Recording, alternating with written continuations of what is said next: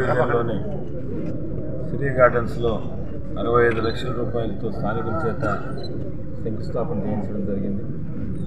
ఇప్పటికే నెల్లూరు రూరల్ నియోజకవర్గంలో ప్రత్యేకంగా అభివృద్ధి పనులు ఎలా జరుగుతున్నాయో కూడా మీ అందరూ కూడా తెలుసు. అయితే రెండో డివిజన్ చాలా పెద్ద డివిజన్.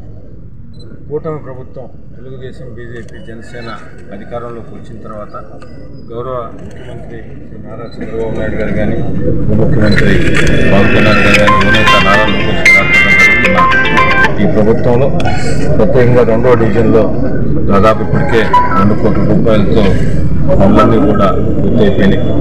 అది కాక ఈరోజు 65 లక్షల రూపాయలతో ఈరోజు మనం శంకుస్థాపన చేసుకోవడం జరిగింది.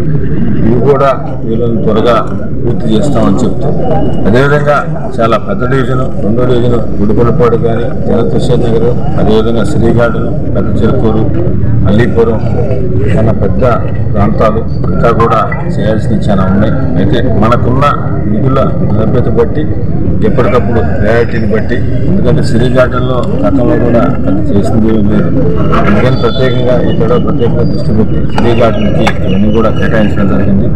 రాబో రోజుల్లో కూడా ఖచ్చితంగా ఈ రెండో డివిజన్ మీద ప్రత్యేకంగా దృష్టి పెట్టి ఎక్కడెక్కడ ఏ అవసరమో అక్కడ స్థానిక నాయకులకి, కార్పొరేటర్లతో, డివిజన్ అధ్యక్షులతో, మిగతా ముఖ్య నాయకులందరితో కూడా మాట్లాడి రెండో డివిజన్లో మిగతా ఏం కార్యక్రమాలు చేయాలో రాబో 4 సంవత్సరాలు కూడా చేస్తామని తెలియజేసి అవి పాటిస్తూ, అవే కాకుండా నెల్లూరు రూరల్ నియోజకవర్గంలో అభివృద్ధి పనులు కూడా ఇప్పటికే చాలా చేశాం. ఈ 2 సంవత్సరాల్లోనే దాదాపు 8 కోట్ల రూపాయలు పెట్టి రోడ్లు కానీ, డ్రైన్లు కానీ, బీటీ రోడ్లు కానీ, అదేవిధంగా ఇరిగేషన్ కాలువలు కానీ, ముఖ్యంగా 24 గంటల కరెంట్ అనేది ఎప్పటి నుంచి వస్తుంది. సంక్షేమ కార్యక్రమాలు, ఎన్ని అభివృద్ధి పనులు చేస్తున్న అటు కూటమి ప్రభుత్వాన్ని, గౌరవ ముఖ్యమంత్రి చంద్రబాబు నాయుడు గారి ప్రభుత్వాన్ని ప్రజలందరూ కూడా ఆశీర్వదించాలని ప్రతి ఒక్కరిని కూడా కోరుతున్నాను.